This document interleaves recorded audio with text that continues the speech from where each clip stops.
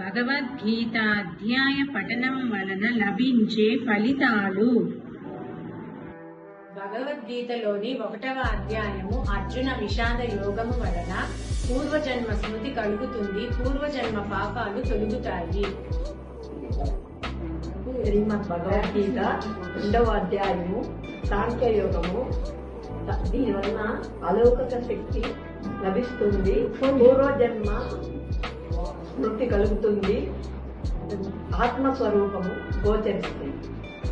తృతీయ అధ్యాయము కర్మయోగ.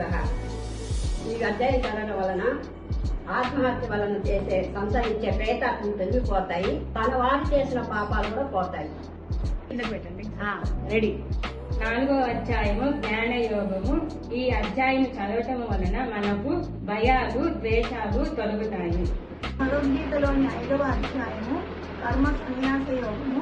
ఈ అధ్యాయము మహాపాపాలు నశిస్తాయి, చెట్లు, పశువులు, పక్షులు కూడా ఉత్తమ గతిని పొందుతాయని మనకు తెలియజేస్తుంది. జై శ్రీకృష్ణ. 6వ అధ్యాయం అనగా ఆత్మ సంయమ యోగము. ఈ అధ్యాయం చదివడం వలన అన్నదానము, వస్త్రదానము, విద్యాదానములతో సమానమైనటువంటి ఫలితం మనకు లభిస్తుంది. అంతేకాకుండా విష్ణు సాహిత్యం కూడా మనకు లభిస్తుంది. ఓం శ్రీకృష్ణ పరబ్రహ్మణే నమః. శ్రీమద్భగవద్గీత అథ సప్తమోధ్యాయః జ్ఞాన విజ్ఞాన యోగః.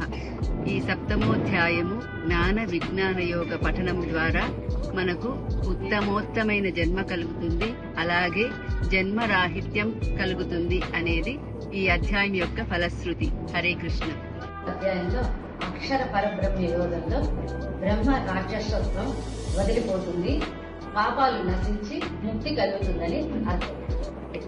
9వ అధ్యాయము రాజవిద్య రాజగుల్య యోగం. దొంగతనం వల్ల తీసుకున్న పాపం రుణం తొలగిపోతుంది, యజ్ఞ ఫలం లభిస్తుంది. భగవద్గీతలోని 10వ అధ్యాయం చదవడం వలన విభూతి యోగము, 10వ అధ్యాయం చదవడం వలన ఆశ్రమ ధర్మాలు చేసిన పుణ్యం లభిస్తుంది, జ్ఞానం పెరుగుతుంది, మహదేశ్వరం సిద్ధిస్తుంది. భగవద్గీతలోని 11వ అధ్యాయము విశ్వరూప సందర్శన యోగం పారాయణ చేయడం వలన భూత ప్రేత పీడలు తొలగుతాయి.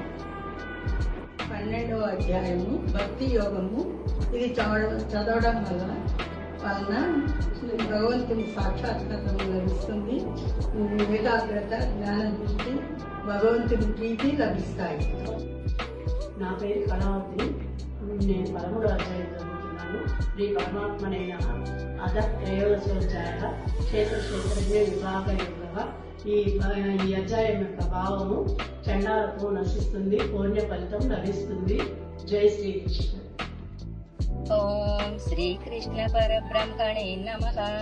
శ్రీమద్భగవద్గీత అథ చతుర్దశోధ్యాయః గుణత్రయ విభాగ యోగః.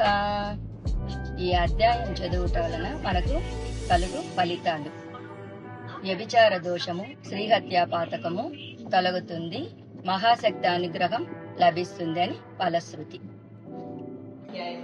పురుషోత్తమ యోగం. ఈ అధ్యాయాన్ని భోజనానికి ముందు పఠిస్తే ఆహార శుద్ధి, జీర్ణశక్తి పెరుగుతాయి, మోక్షం సిద్ధిస్తుంది, మహాతపస్సు చేసిన ఫలం లభిస్తుంది. అందువలన ప్రతి ఒక్కరూ భగవద్గీత చదివి ఈ ఉపయోగాలన్నీ పొందాలని ఆశిస్తున్నాను. భగవద్గీతలోని 16వ అధ్యాయము దైవాసుర సంపత్ విభాగ యోగం. దీన్ని చదవడం వల్ల బల పరాక్రమాలు సిద్ధిస్తాయి, ప్రతి కార్యంలో విజయం చేకూరుతుంది, రాజాదిరాజుగా వెలుగొందుతారు. అది ఈ యొక్క అర్థమని దీంట్లో బ్రీఫ్ గా చెప్పాను నేను. ఓకేనా? భగవద్గీతలోని 17వ అధ్యాయం చదువుతున్నాను. శ్రద్ధాత్రయ విభాగ యోగ. దీర్ఘకాలిక వ్యాధులు నశిస్తాయి, ఆరోగ్యం చాలా చాలా బాగుంటుంది. ఈ అధ్యాయం చదివిన వలన ఫలితాలు ఇలా లభిస్తాయి. 18వ అధ్యాయము మోక్ష సన్యాస యోగం. ఇది చదవడం వలన నిరుద్యోగానికి ఉద్యోగం లభిస్తుంది, దాన ధర్మ యజ్ఞాల వలన ఫలం సిద్ధిస్తుంది. జై శ్రీకృష్ణ.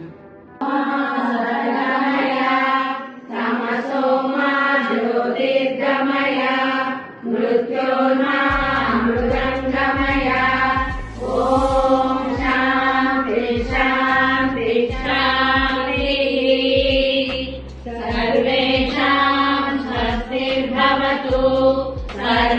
सर्वेषां शान्तिर्भवतु सर्वेषां पूर्णं भवतु